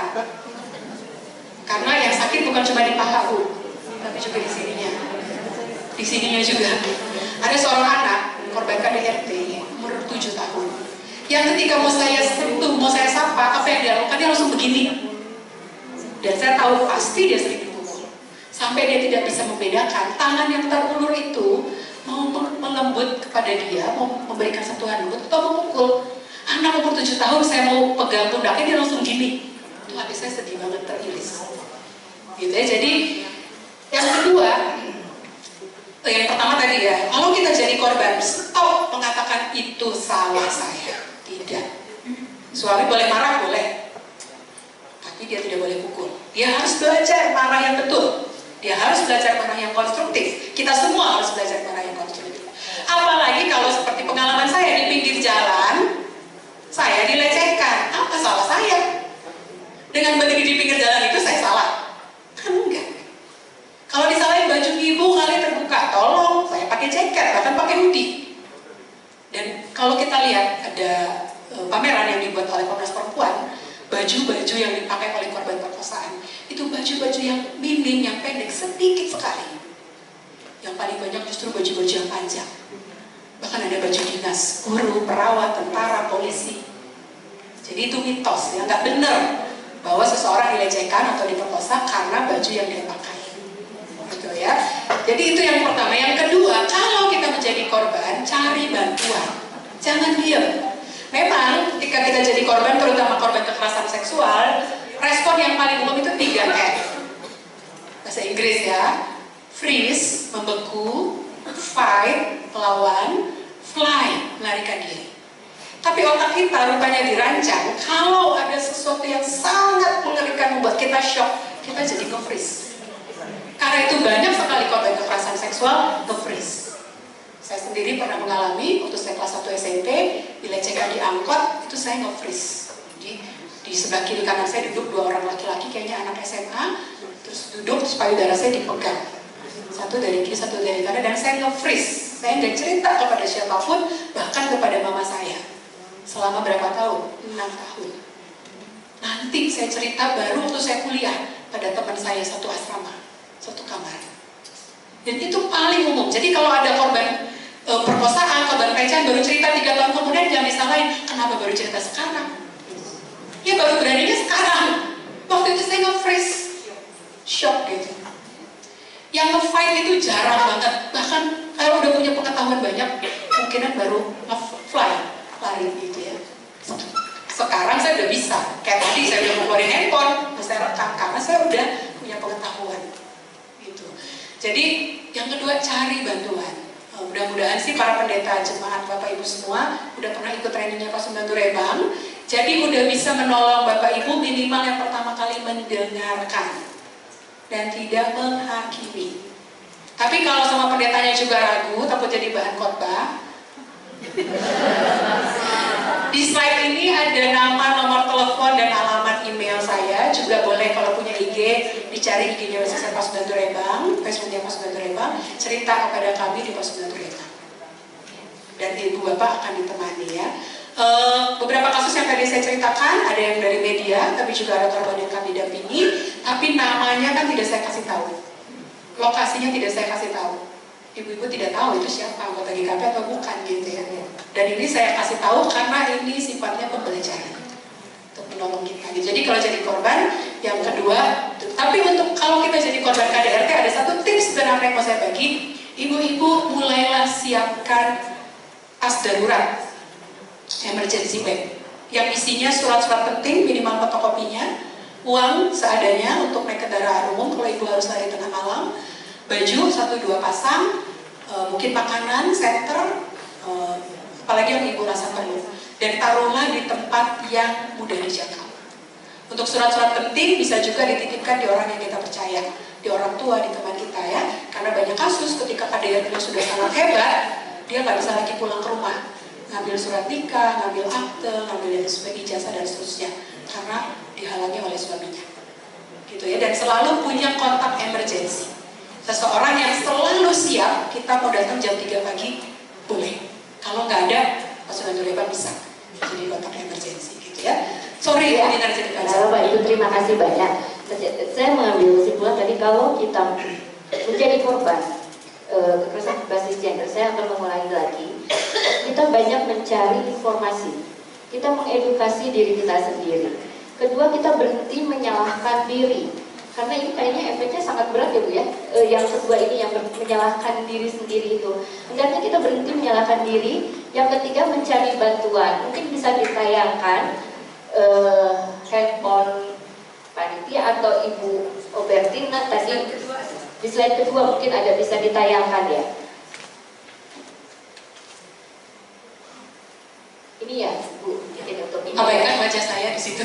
Yang penting nomor alamat email, nomor kontak dan juga IG. Ya. Bisa juga IG Pak Sultan Durepan ya. Baik. Ya Bu, ada satu lagi yang ingin saya tanyakan Bu.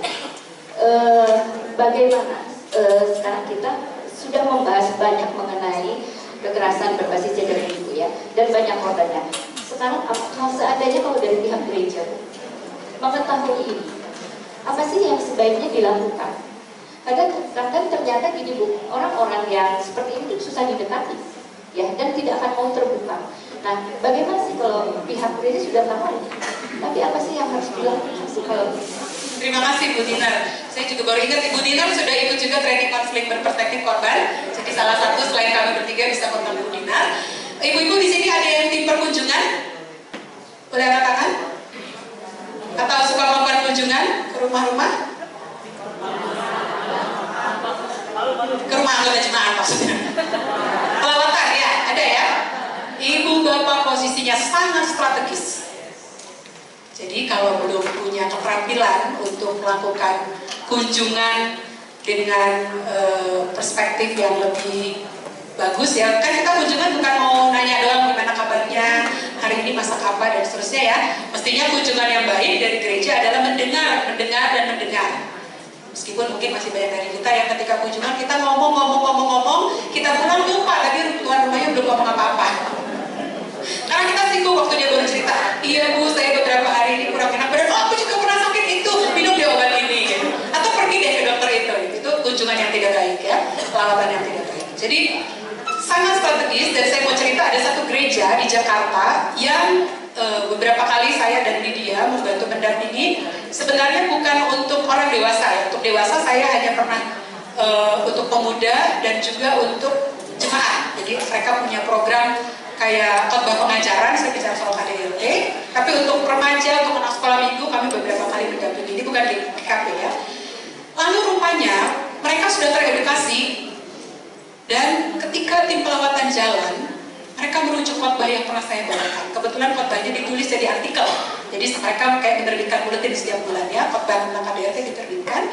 Dan ketika mereka berkunjung, itu banyak yang bilang, Bu, berarti aku mengalami KDRT, suamiku selingkuh, suamiku suka ngomong kasar, suamiku suka maksa hubungan seksual, dan seterusnya. Lalu si tim pelawatan ini merasa ingin mendapatkan keterampilan yang lebih banyak. Mereka ingin ditolong, didampingi untuk bisa konseling awal, ya, namanya dukungan psikologis awal. Nah, kenapa saya cerita ini? Saya mau mendorong jemaat ibu bapak nih, kalau ada penatua di sini, ada pendeta, ada vikaris, minimal KDRT mungkin ada gitu di jemaat kita. Mungkin belum fisik, tapi psikis, verbal mungkin ada, dan juga seksual gitu ya. Nah, kalau ada korban yang cerita pada tim pelawatan, pada pendeta, gereja harus punya SOP penanganan kekerasan berbasis gender. Kalau ada kita kunjungan ke satu rumah, lalu yang di rumah cerita, iya Bu, kemarin saya baru dipukul dan suami saya babak belur dan susah dan seterusnya. Nah, gereja ini harus sudah punya mekanisme, cerita ini mau diapain, jangan cuma didoain. Apalagi dinasehatin, ibu harus berubah, ibu harus lebih sabar, ibu tolong ya Bu, dia udah sabar sama ini tolong ya. Gitu. Jadi gereja harus punya mekanisme. Nah, itu kalau mau bikin SOP-nya boleh juga didampingi kami, ada workshopnya. Kalau ada yang cerita begitu, kemana ceritanya pertama kali akan diteruskan, di follow up? Oke, kepada pendeta, atau langsung ke Pasundan Durebang, atau si tim pelawatan ini dikasih keterampilan training namanya dukungan psikologis awal, membantu konseling tahap awal, menemukan apa akar masalahnya, dampaknya apa pada si korban. Tapi juga jangan kayak BAP polisi ya Bu ya, udah semangat pulang dari sini training ya, begitu pelawatan, oh ibu itu namanya KDRT, jadi ibu ini dipukulin, iya saya dipukulin, ibu babak belur, iya babak belur, ibu udah jadi polisi itu gitu ya. Gak gitu juga nanyanya ya, ada tekniknya, dan itu dipelajari dalam training minimal namanya dukungan psikologis awal. Nanti kalau lebih lanjut itu didampingi saya, Bu Odet, Lydia atau Ibu Dinar di GKP Bandung yang udah punya keterampilan, karena mendampingi korban KDRT itu bisa berbulan-bulan, bisa setahun, bisa maju mundur. Ada banyak kasus udah babak belur, oke, saya lapor ke polisi. Kita bisa lapor ya, kita dilindungi undang-undang. Udah dilaporin, suaminya baik lagi karena ada namanya siklus kekerasan terjadi, ada fase rekonsiliasi abal-abal, fase bulan madu, ada pemicu, balik lagi kekerasan. Kalau si suami nggak di konseling, ini akan terus gitu. Mungkin pemicunya berbeda, yang satu ini anak yang nakal, yang lain lagi ekonomi yang memburuk dan seterusnya, tapi siklusnya akan begitu. Nah, penting untuk ditemani oleh psikolog yang sudah punya keterampilan lebih gitu. Karena ada banyak kasus sudah lapor ke polisi ketika di fase kekerasan menggebu-gebu. Pak Ibu, saya udah gak tahan lagi deh sama dia, saya mau pisah aja, saya mau laporinnya ke polisi. Lapor polisi, masuk berkas, kita dampingin. Suaminya katanya bertobat, tobat cabai ya. Karena kebutuhan seksualnya sudah menggebu-gebu, dia ingin mendapatkan kebutuhan seksual, pura-puranya. Modusnya baik lagi, nangis Bu, nangis. Pompai nangis. Aku gak akan lagi melakukan itu padamu dan seterusnya. Dan mendapatkanlah layanan seksual dari istrinya. Sebulan, ya juga sebulan sih, kadang-kadang 2 minggu, 3 minggu, ada pemicunya lagi, dipukulin lagi. Nah, pada fase bulan madu ini, biasanya istrinya nuduh, Bu, cabut aja lah Bu laporan Ibu, kasihan Bu, suami aku udah baik, udah berubah. Sebagai konselor, apa yang saya lakukan? Ya oke, karena berperspektif korban ya, dia subjeknya ke polisi, cabut laporannya. Sebulan lagi datang lagi telepon, Bu, aku mau tinggal di shelter, aku dipukulin lagi sama suamiku. Ya diterima nggak? Terima. Nggak boleh, saya bilang, tuh kan Ibu kan. Bulan lalu saya bilang lapor aja, kenapa dicabut? Nggak boleh, haram hukumnya. Kami melakukan itu. Gitu. Jadi begitu kira-kira Ibu Dinar. Di gereja mungkin follow up dari sini saya nggak tahu kalau ada RTL bisa mulai memikirkan bagaimana mendampingi, tapi minimal tadi kalau kita mendengar ceritanya jangan dijadiin bahan gibah. Jangan dijadiin bahan review, tapi temani dia mencari bantuan. Ya, kalau gereja kita belum punya mekanismenya, belum dilatih, belum apa, segera hubungi pos Lembang. Nanti kita yang akan menangani. Gitu. Baik, Bu Redina, terima kasih banyak. Kita sudah mempelajari bagaimana kekerasan berbasis gender itu apa. Kita sudah mempelajari penyebabnya apa. Dan dampak dari kekerasan ini bagaimana? Ternyata banyak sekali dampak dari sini ya. Dan yang paling terakhir ini, gereja yang harus punya mekanisme saat menghadapi korban ini. Jadi harus ada SOP-nya yang mungkin sampai sekarang kita hadapi, mungkin belum ada, mungkin ya, bentuknya mungkin ya, atau ya SOP-nya mungkin belum ada. Nah mungkin ini bisa jadi bekal nih buat kita. Bagaimana nih kita ke depannya? Karena kejadian kekerasan berbasis gender itu bisa terjadi kepada siapa saja, di mana saja. Nah, jadi mungkin ini kita bisa follow up ya untuk hal seperti ini. Baik, terima kasih sekali Bu. Sebentar validasi perasaannya, aku marah banget Cek. Oke, sekarang Ibu merasa sangat marah ya. Jangan bilang orang Kristen nggak boleh marah. Ada korban yang pernah bilang nenek lu, gue udah capek selama ini kamu bukan. Gitu. Ini adalah ada latihannya, Ibu kita sudah pernah dapat ya. Jadi kalau mau mungkin follow up, ibu-ibu berlatih juga untuk dukungan psikologis awal boleh. Pertanyaan terakhir, apakah alasan demi anak dibenarkan? Saya mau cerita bahwa pada banyak rumah dengan kekerasan dalam rumah tangga, anak sangat terdampak. Ada cerita pendeta tadi, anak juga jadi korban, tapi paling banyak anak jadi penyaksi. Dan anak yang jadi penyaksi itu akan mereproduksi, akan mengulang. Kalau dia anak laki-laki, potensinya menjadi pelaku sangat besar. Karena setiap hari dia lihat, seorang papa boleh memukuli mama, seorang laki-laki boleh mengatakan kata-kata kasar pada istrinya. Oh, jadi laki-laki itu kayak gitu.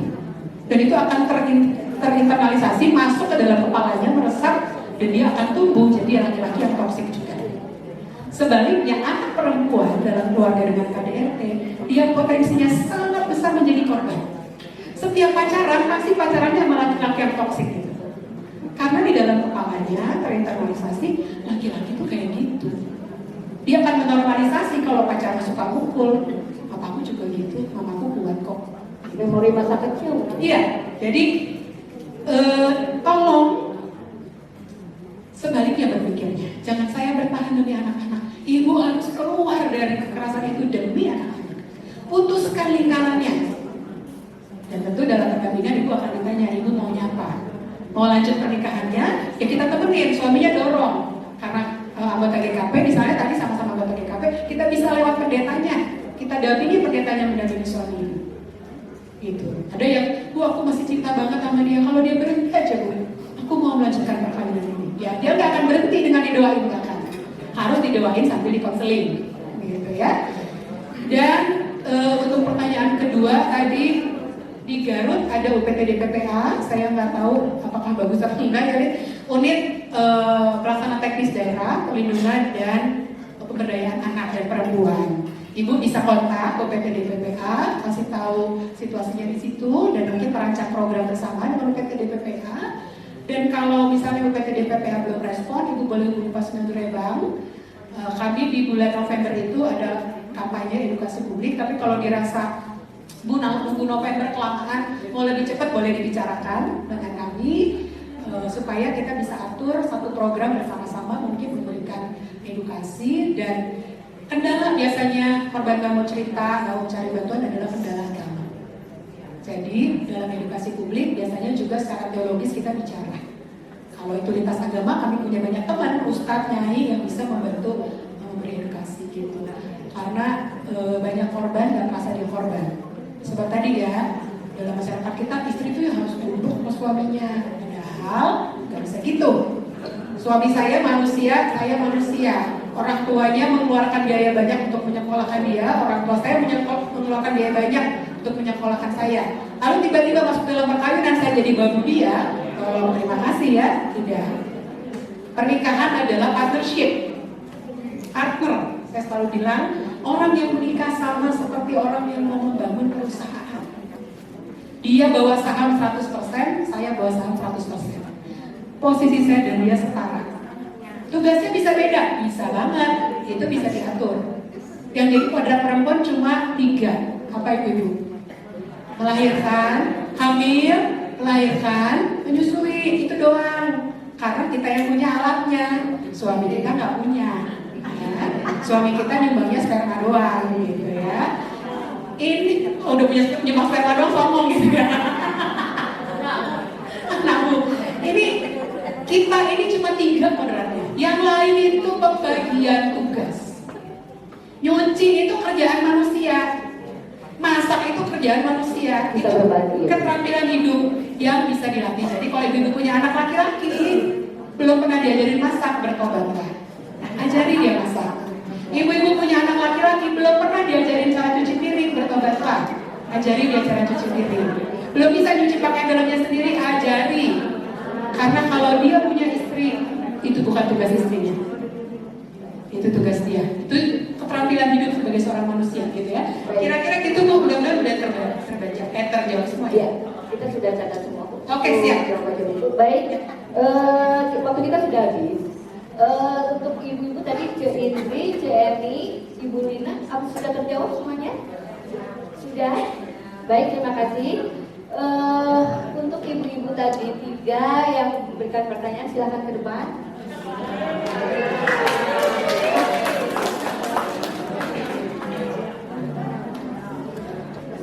Bisa ditanyakan untuk pertanyaan dan jawaban. Baik, silakan satu lagi Ibu Lina, silakan di depan. Ya, Ibu Bertina mungkin bisa memberikan coklat.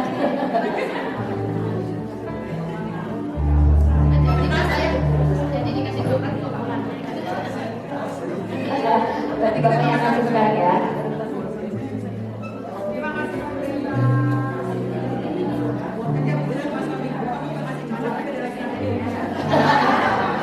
Pak Ibu mancing nih.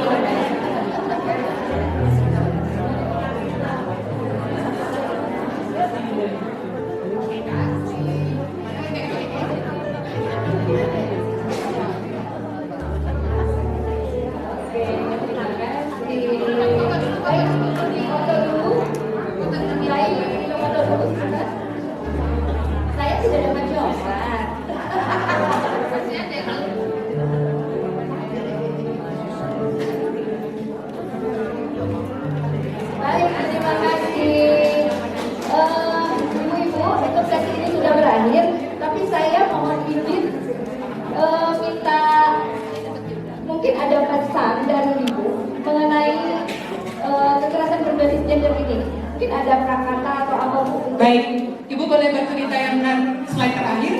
Ibu-ibu terima kasih banyak. Saya masih sampai besok sampai selesai dari sini. Saya ada di kamar nomor 10. Jadi kalau ada yang mau ngobrol lebih jauh boleh datang ke kamar nomor 10 atau hubungi saya lewat WA. Yang mau saya katakan adalah ini. Kekerasan berbasis gender adalah kejahatan kemanusiaan. Dia bukan urusan rumah tangga doang. Dia bukan karena dia marah doang, bukan. Itu kejahatan kemanusiaan. Karena itu perlu dicegah. Ya, dan perlu diatasi agar korban mendapatkan pendampingan dan keadilan. Dan buat saya inilah kehendak Tuhan yang selalu saya usahakan saya lakukan dalam pekerjaan saya sehari-hari. Terima kasih. Terima kasih banyak. Silakan saya serahkan kembali kepada silakan.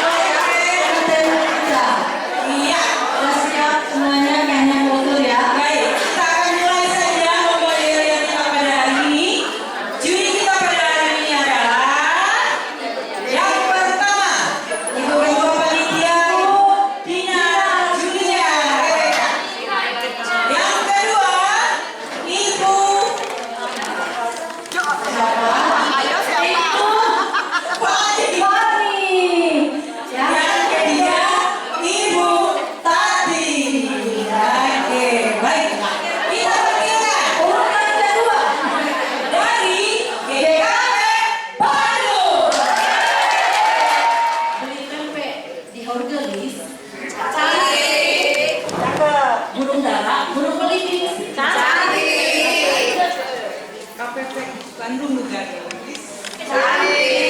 selalu eksis di antara klasis.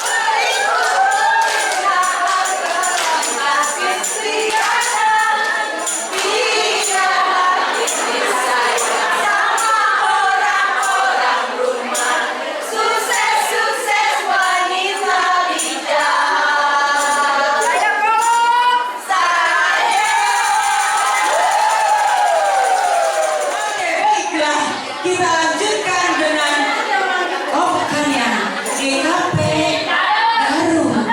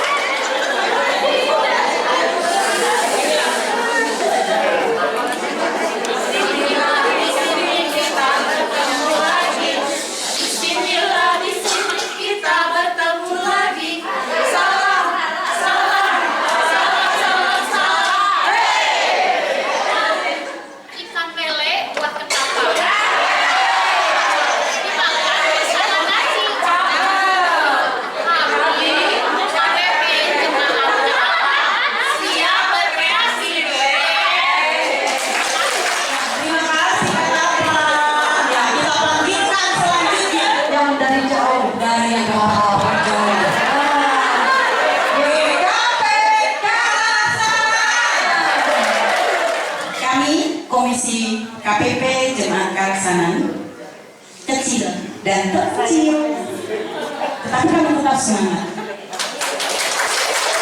karena kami ingin menjadi perempuan yang hebat dan kuat. Iya dong, kita harus kuat dan kuat. Semangat terus GKP Kalaksanaan, khususnya OPP Komisi Perempuan Jemaat Kalaksanaan. Siap? Kalau begitu kita katakan yes, yes, yes. Oh yeah. Oke, tepuk tangan. Terima kasih dan niatnya. Niat sudah tadi ada bahagia.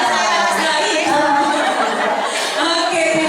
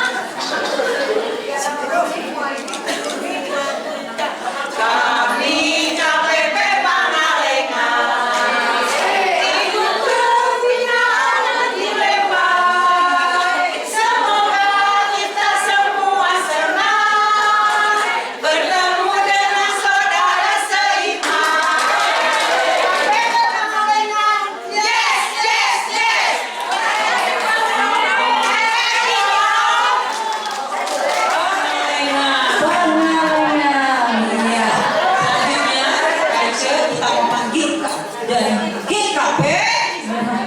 Merah. Berani.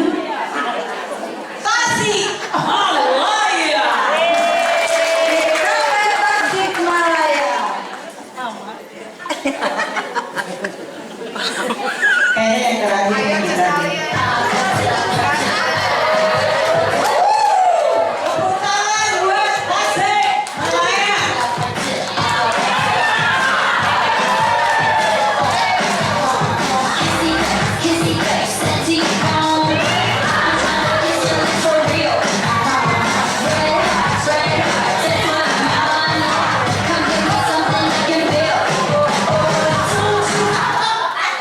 Sudah siap nih? Mana semangatnya? Satu, dua, tiga.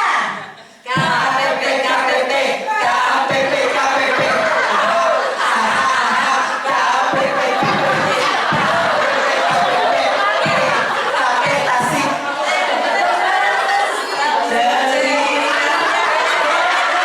Tasik semangat. KPP Tasik penuh kasih. KPP Tasik memulihkan. KPP, KPP,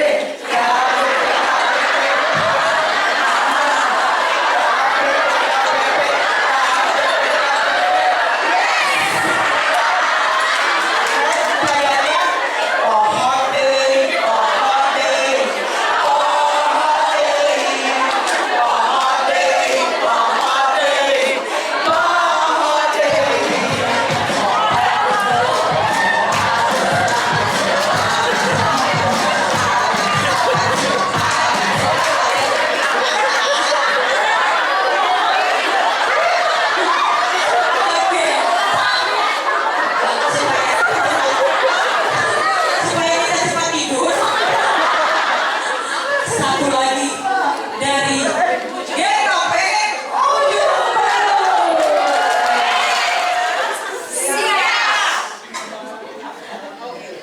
Maju, jalan, kiri, kiri.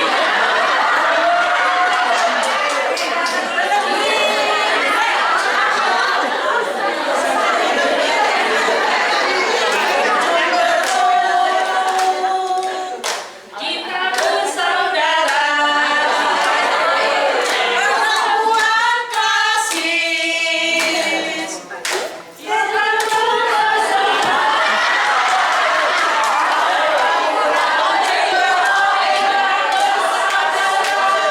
Sekarang dan selamanya perempuan klasik selalu mempesona. Perempuan Ujung Baru, kita bersaudara. Perempuan klasik selalu mempesona.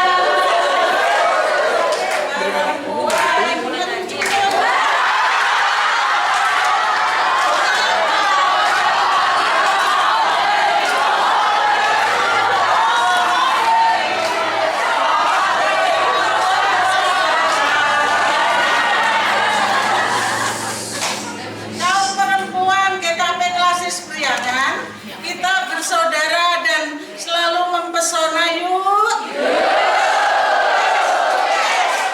Iya.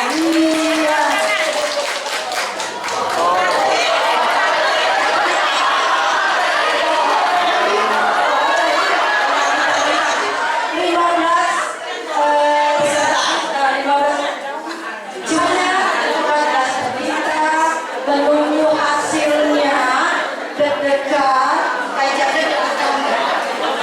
Iya, sambil menunggu hasil yang akan dilakukan oleh panitia, kita masuk dalam renungan yang akan dipimpin oleh Ibu Pendeta Albertina. Silakan Ibu. Kita akan melakukan renungan malam, refleksi malam dengan cara yang sedikit berbeda. Dan saya tidak akan membawakan khotbah renungan. Saya mau mengajak ibu-ibu langsung mempraktekkan apa yang ditulis dalam Injil Matius pasal 23. pasal 22 ayat yang ke-39. Saya baca ya, dan hukum yang kedua yang sama dengan itu ialah kasihilah sesamamu manusia seperti dirimu sendiri. Jadi ibu-ibu, apa polanya atau apa standarnya kita mengasihi orang adalah cara kita mengasihi diri kita sendiri. Tapi kebanyakan perempuan dalam budaya kita yang patriarkal dituntut, diperas bahkan untuk mengasihi orang lain. Sering diminta untuk berkorban dan sebagainya untuk orang lain, sampai dia lupa mengasihi dirinya sendiri. Jadi malam ini saya mengajak ibu-ibu, nama tekniknya adalah butterfly hug. Jadi caranya gini, di sini ada tulang ya. Tangan kita yang jempol kiri di tulang belakang sebelah, tangan kanan di tulang belakang sebelah kiri, tangan kiri di belakang sebelah kanan, dan kita boleh tepuk-tepuk di perlahan. Tepuk ya. Jadi kita memeluk diri kita sendiri. Karena kita pura-pura kuat, kita pura-pura hebat, padahal kita rapuh banget. Tangannya pelan-pelan aja, pelan, jangan buru-buru. Ditekan sambil tadi mengambil nafas, ditahan, dan ditarik. Kita akan melakukannya sekitar 10 menit. Dan saya akan memutarkan satu lagu dari Hawaii, judulnya Ho'oponopono. Lagu ini isinya cuma 3 kata. I love you, I'm sorry, and thank you. 3 kata ini yang paling jarang kita ucapkan pada diri kita sendiri. Kita suka lupa bilang sama diri kita, maaf ya, aku sudah memaksamu bekerja terlalu keras. Kita suka lupa sama diri kita sendiri bilang, maaf ya, kamu udah terlalu lama menderita. Kita udah sering lupa bilang sama diri kita, maaf ya, kamu nggak aku kasih waktu istirahat sama tubuh kita ya. Kita juga suka lupa bilang sama diri kita terima kasih sama kaki kita yang udah membawa kita seharian ngerjain banyak pekerjaan, sama tangan kita yang udah melakukan banyak hal, sama mata kita yang udah melihat segala macam, sama otak kita yang berputar dari mulai bangun tidur udah mikir hari ini masak apa ya, dan seterusnya. Kita suka lupa bilang terima kasih dan tadi maaf, thank you, dan I love you. Kita suka lupa bilang sama diri kita, hey aku mengasihimu loh. Gak apa-apa orang yang gak mengasihimu, aku mengasihimu. Karena kamu berharga, karena kamu diciptakan Tuhan unik, karena kamu udah kuat sampai sejauh ini. Jadi kita akan masuk dalam relaksasi. Yang merasa nyaman tutup mata silahkan tutup mata. Yang merasa kurang nyaman tutup mata boleh melek, gak apa-apa. Kalaupun ibu-ibu menjadi sangat rileks dan tertidur tidak apa-apa. Saya tidak akan bangunkannya. Saya akan memandu untuk mengambil nafas pelan-pelan sambil tangan kita digerakkan. Tarik nafas dalam 4 hitungan.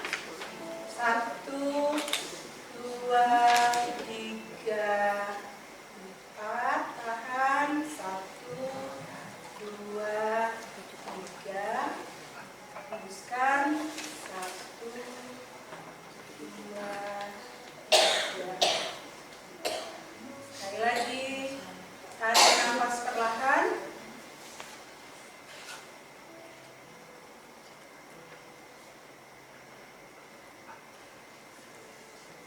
Tahan. Tarik nafas perlahan. Tahan. Hembuskan.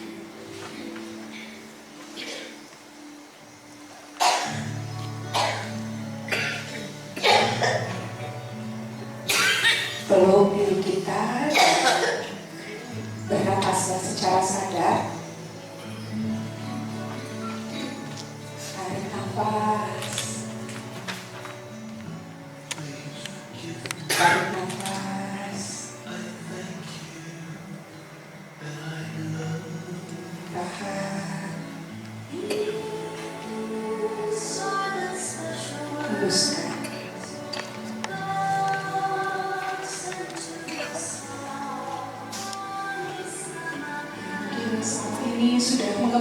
menyerahkan semua kebutuhan kita.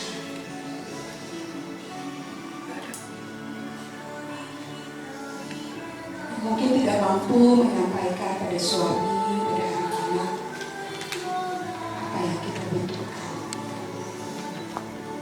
apa yang kita sukai, bahwa kita ingin dipeluk, kita ingin diperhatikan, kita ingin ditanya bagaimana perasaanmu hari ini, seharian, menyiapkan segala hal. Ada mata kita yang kita paksa tidak mengeluarkan air mata supaya kita terlihat kuat, terlihat tegar. Bahkan maaf, kepala kita yang kita paksa untuk memikirkan semua hal, bahkan mungkin bukan menjadi tanggung jawab kita.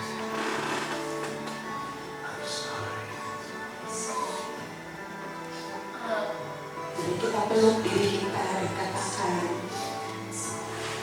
maafkan aku.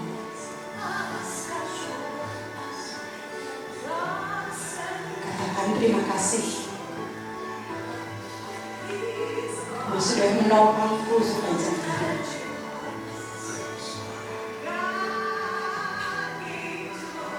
Katakan terima kasih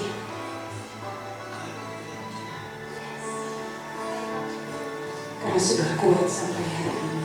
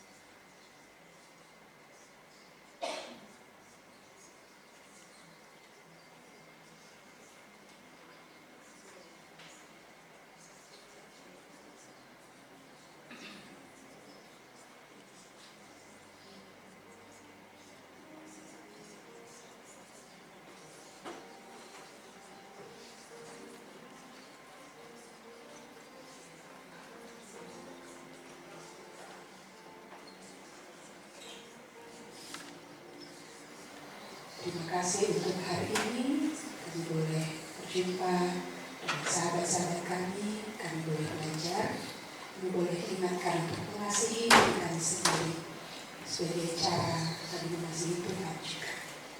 Kami akan beristirahat.